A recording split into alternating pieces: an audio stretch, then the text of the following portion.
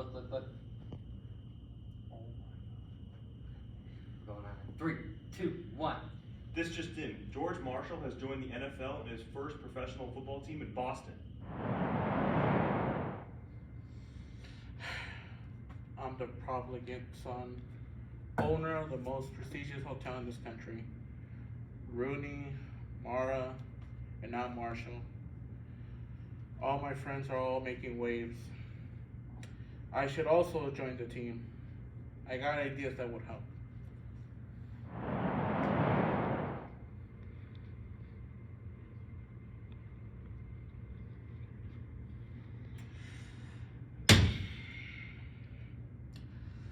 Not only did I play for University of Pennsylvania, I helped structure the NCAA and coach. I should know. My father has told me not to do it, but I'm willing to do what I am passionate about, and I'm willing to put business over personal matters. If you're willing, we can make our hometown one day fly with our team. What do you say, Lord? Yes.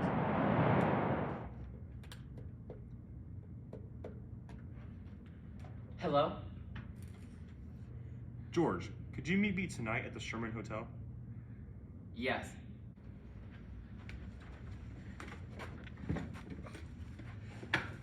Hi, nice to meet you.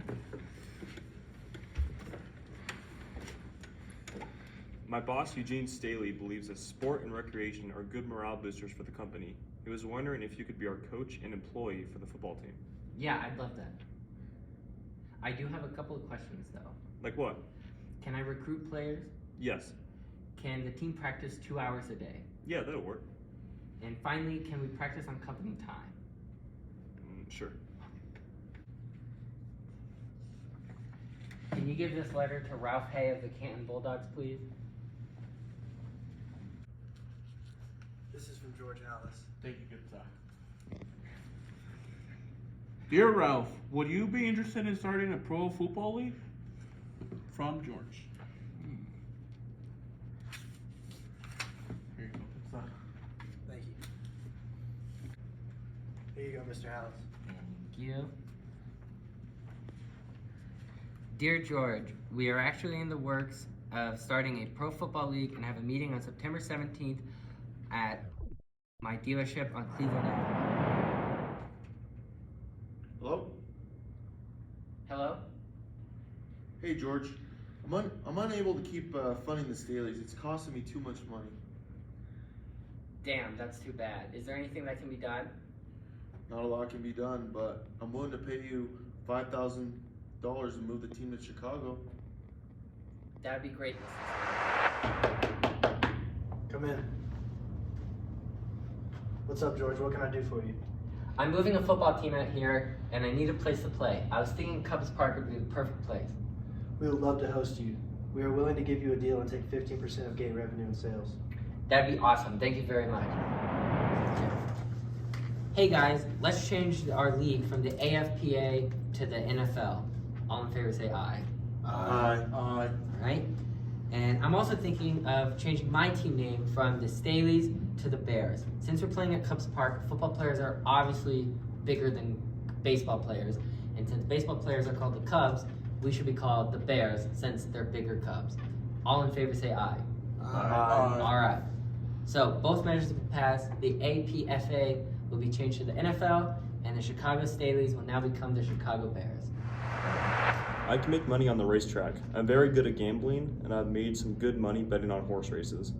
Well, I agree, but we can't support this family, especially with our newborn baby, off of gambling on horses. I know, it's just my little Hope Harvey's football team can't make enough revenue to support us. I don't know what to do.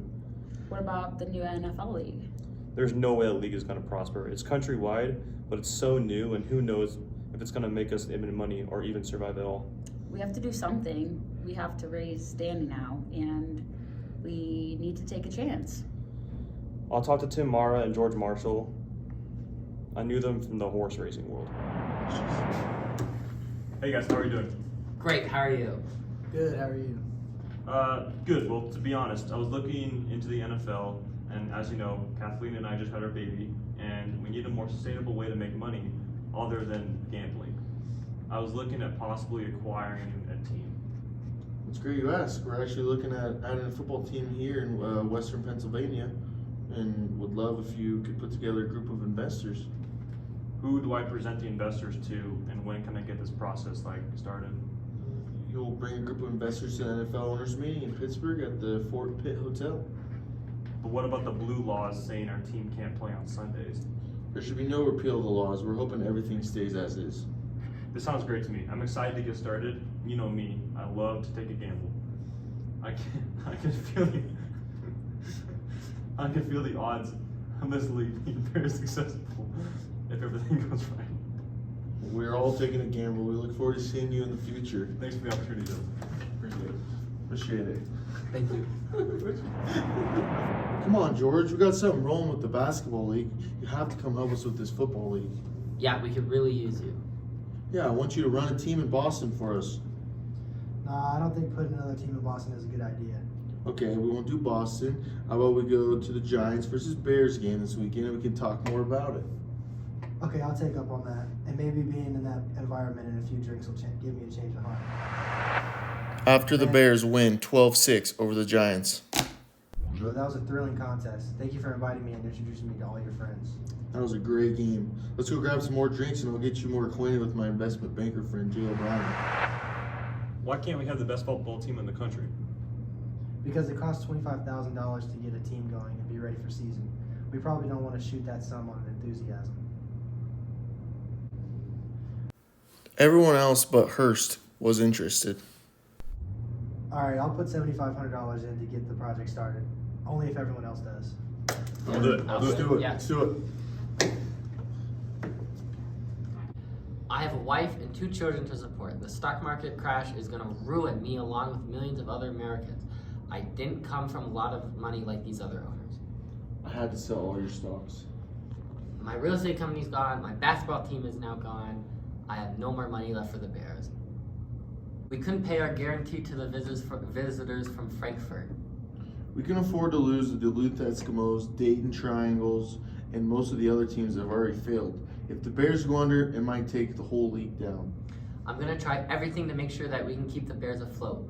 I'm going to keep looking for ways to generate money. I'll ask my mom, my mother-in-law, my best friend, Charles Bidwell, and my brother-in-law. If I need to, I hate to say it, but I'll have to take and ask my children to borrow money from their college savings account.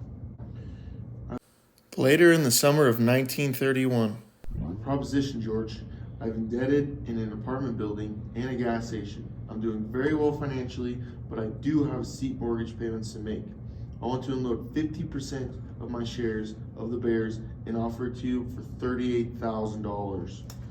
I do not have the money as of right now, but I can pay you in 3 installments over 3 years. I can find you $25,000 for the down payment.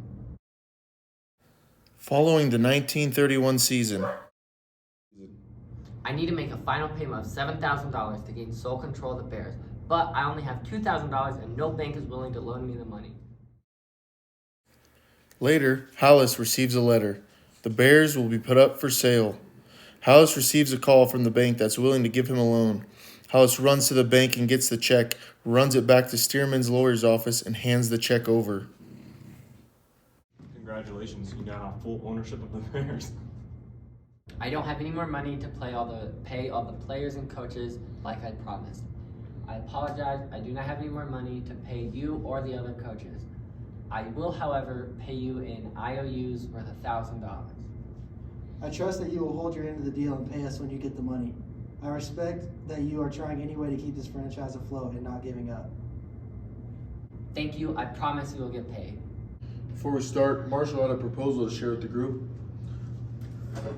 Thank you, Carr. I wanted to bring up an idea. I realize you men know your football inside and out. But the way I look at it, we're in show business. And when the show becomes boring, you throw it away and put a more interesting one in its place.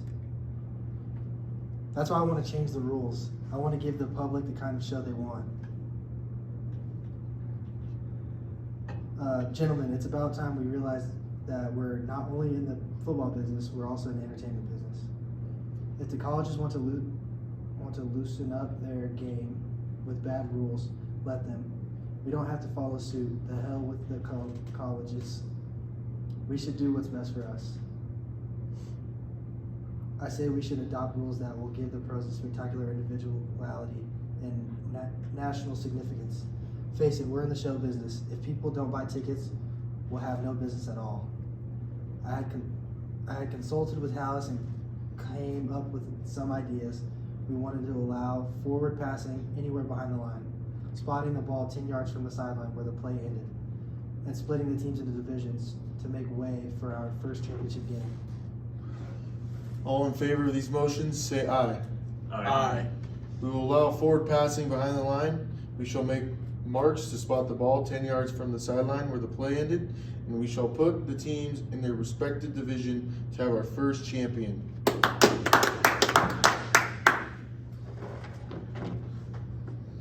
Alright, guys. Perfect timing. We will now hear from Bert on his idea. Gentlemen, I've always had the theory that pro football is like a chain. The league is no stronger than its weakest link. We must not focus on the now, but we must also look into the future. What I mean is who is going to carry our franchise after our stars now burned out. We must protect our college prospects and not lose them to our other leagues. I don't know about you men, but I'm tired of being rejected. Something must be done. Damn right. Fear not, I have a solution. I present to you men the draft. Pull the top college players and let teams select them one at a time, starting with the team with the worst record, which therefore needed the most help, and proceeding through the standings in inverse order, the best teams picking last. That would be fairer and more orderly than the mad scramble each year for the top college players. The talent entering the league would now be spread around more equitably, leading to more competitive games and ideally. This makes sense to me. I approve this. So guys, I propose this to be an annual event to help each team be their best. All in favor, say aye. Aye. Attention please, here is an urgent message. Will Colonel William J. Donovan call operator 19 in Washington immediately? My news ticker is telling me the Cardinals have taken the lead against the Bears. Oh my God. What, the Cardinals scored again? No, the Japanese just attacked Pearl Harbor. The Giants coach, Steve Owen, told his players what happened. Jim Poole said that their coach gave us such a bad account of all things that happened there, it was like we didn't want to go back out on the field. What are we gonna do now?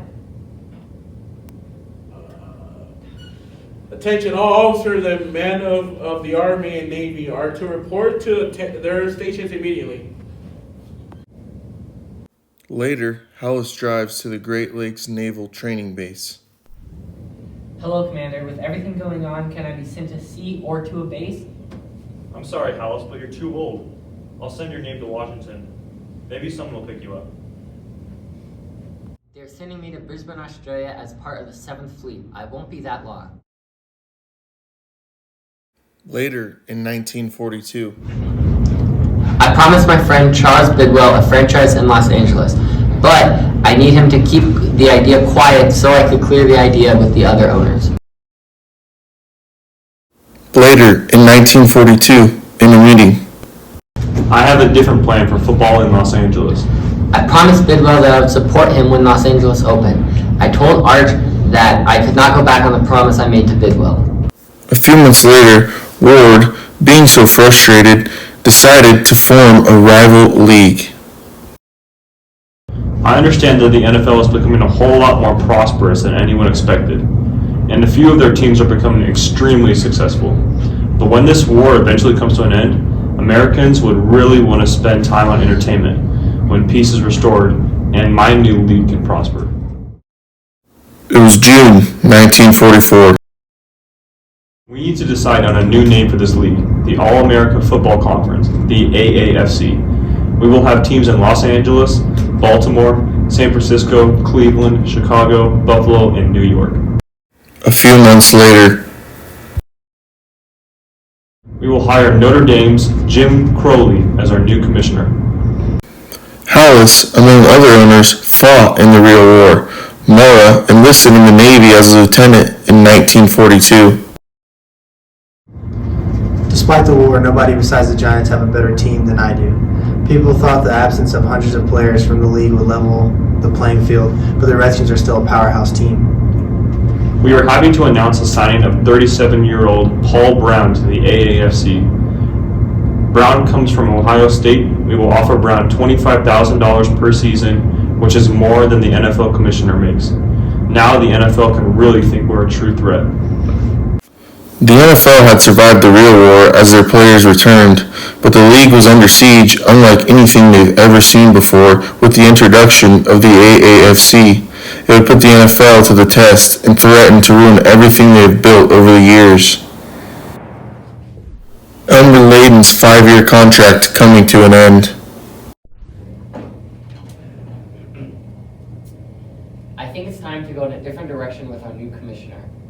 Yeah, I agree. Yeah, I want a more imposing personality to lead our league. As of right now, Layden will continue to be commissioner. Over my dead body.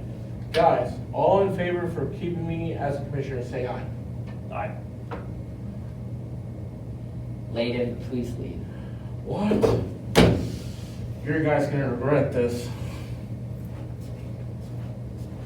Bert, I want you to lead.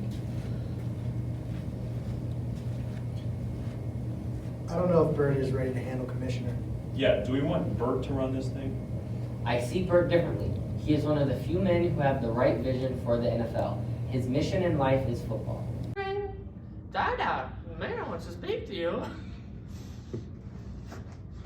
Hello? Yes, Mayor. I want to see you both at City Hall immediately.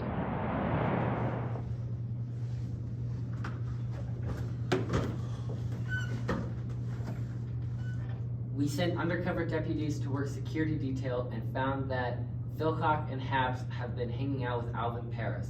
Paris has also spent many nights with both their wives as a bribe to throw the big game. Philcock, were you offered money to lose the game? No. Hapes, were you offered money to lose the game? Yes, Paris did offer me money. Later that night, Paris was arrested and taken to jail. Philcock and Hapes rushed down to meet him. Hapes was told to leave. Paris signed a paper admitting that he offered $2,500 apiece to throw the game. Merle Hapes has been officially suspended from the championship game. Philcock is absolutely in the clear and is allowed to play the game. The Bears jump out to an early 14-0 lead, and Philcock ends up breaking his nose, but continues to play the rest of the game. In the end, the Bears ended up losing 24-14. Paris trials several weeks later. I lied to the mayor's face the night of the game, and truthfully, I actually did receive a bribe from Paris to throw the game. Burt Bell was outraged, and even though Philcock and Hapes were dismayed, Bell felt that it hurt the league's credibility in a huge way by consorting with a gambler. All in favor, say aye. Aye.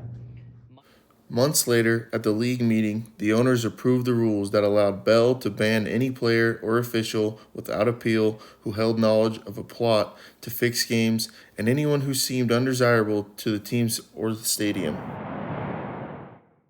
April, later that year. Philcock and Merle Hapes are suspended indefinitely from the NFL. I was tempted to ban them for life, but I have decided otherwise because this ban option was not voted in place when these two men received bribes. Professional football cannot continue to exist unless it is based on absolute honesty. And the players must not only be absolute honest, but above suspicion. Philcock and Heaps never returned to the NFL and finished out their careers in the CFL, or Canadian Football League. As Tim Mara predicted, the NFL, and the Giants in particular, had started to decline in revenue and the number of fans since the previous season's scandal. Over the next decade, the game was no longer about the ability to build character, inherit violence, and its approximation of war. Those elements were not what got the fans involved. It was now about the speed and toughness and the sheer brilliance of talent that brought people to watch. The rise of the AAFC, we as the NFL should at least try and cooperate with the AAFC to make a deal happen. No. We want to put the AAFC out of business. We don't want to cooperate with them. Rooney and I are operating in the red. We can't keep this up. Alice, Marshall, you have to understand that we can't keep losing money. Since you guys are the only teams not losing money, the league will go down to only 2 teams remain. Our proposal is that we, the NFL, will take on the Browns and the 49ers, and all the other AAFC teams will be dismembered and spread out in an AAFC player draft for the NFL teams. The remaining AAFC owners are allowed to invest in an NFL team as a minority owners. That'll work. That'll work. That'd work, yeah. No, the Baltimore Colts are too close to Washington. Washington is my market, and I don't want a team that could take some of my markets. I will accept $200,000 from Warner to buy out the market. No, that is ridiculous, and I will not be paying. See ya. Since we said that every AAFC team has to agree on the deal, and since the Colts won't agree, we are unable to sign the agreement, and we will continue with our 1949 season. The Steelers will not be able to field a team next season if the NFL and the AAFC cannot come to an agreement. Bell, how are you doing today? Good, how are yourself? I'm good. Alrighty, let's get down to business, alright? Our latest offer in the NFL will take the Browns and the 49ers, and we will also take the Colts if a price can be arranged. The rest of the AAFC would go out of business. I'll lower my asking price to $150,000. 100,000. 75. How about 50? Yep, deal. Alright, that settles it. The remaining AAFC players will still be put into a draft. Good evening, my NFL fanatics. The AFC, or should I say the AAFC, and the NFL will combine to make the NAFL. We will have 13 teams with the division alignment to be decided on later. Evening, gentlemen. Welcome to the first NAFL league meeting. First order of business. You know what? Who likes the new NFL league name? It sounds funny. Oh, sorry, I hate it. Not me. Okay then, let's change it back to the NFL. Next, let's try and figure out the division alignment.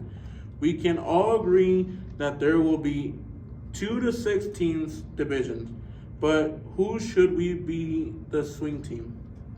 Maybe it should be the Browns. If it's the Browns, we're going to pull out of this league. If we can't come to an agreement soon, I'm going to quit, and you will all need a new commissioner. How about Baltimore being the swing team? All in favor, say aye. Aye. No. Nobody cares.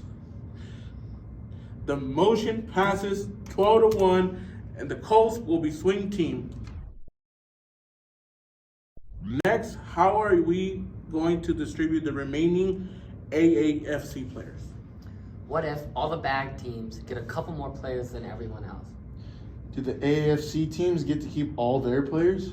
Let's break, and I will try to come up with the solution. I have a plan. The 3 AAFC teams will get to keep and protect 32 active players. The Packers, the Colts, will get 5 extra selections because they are the weakest teams. All in favor, say aye. Aye. All right then. Only a couple more things left on the agenda here. Let's keep the rule of allowing unlimited substitutions during games. All in favor, say aye. Aye. Hello, Don. How are you? Good, how are you? I'm good. What is that? This is a television. That's weird. You can't see anything on it. Will it be anything more than a toy? This will change the way of life in America. Yeah, okay. I'm serious. Imagine this being in every home and the screen being even bigger. This will allow people all across the United States to be able to watch sports and the news. So I heard about this thing called television, and I think it can be a game changer for the league. How so? Well, if we are able to sell broadcasting rights to TV stations, we will be able to broadcast our own games across town. Okay, if you want to sell your broadcasting rights for your games, you can.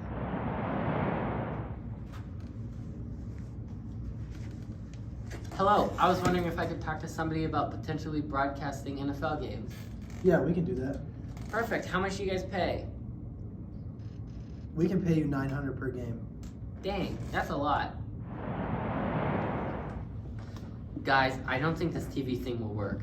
What do you mean? I'm losing money from tickets. No one is coming to my games because they're all on TV. Okay.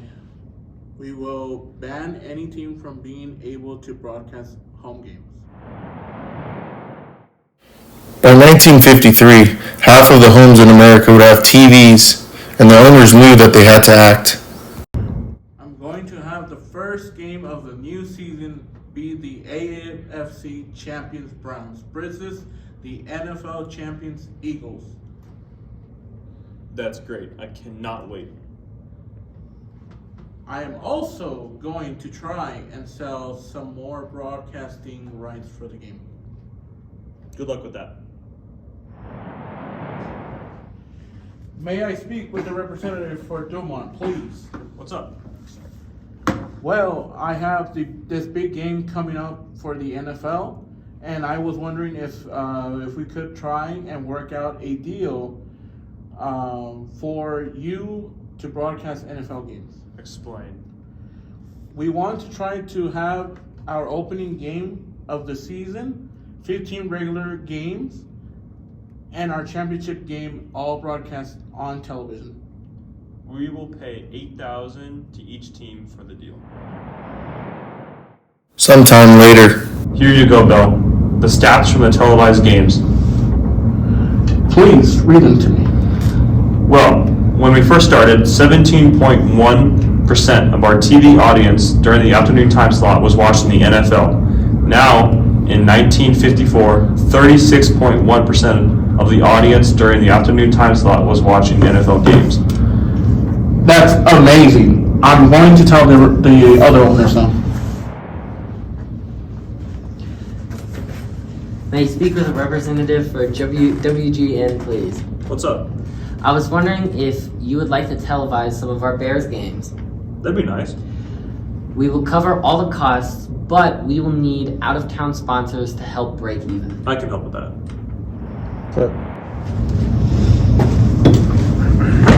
Hello, George. We've seen how popular the Bears have been, and we would like to offer you a commercial deal. How much? We will offer you $30,000 for 50% of the ad space. That'll work.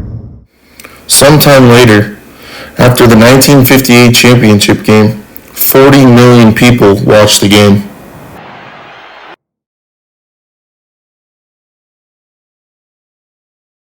Looking, throwing in the end zone. Congratulations.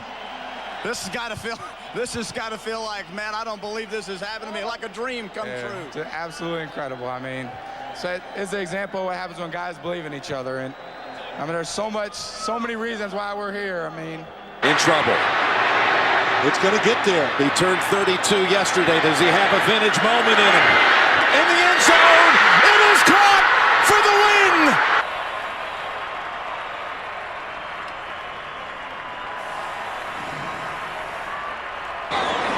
Gannon steps into it. Pass is caught. Diggs! Sideline! Touchdown! Unbelievable! Vikings win it! Throw it as far as his arm can take it, which is well short. And the Kansas City Chiefs have won Super Bowl 57.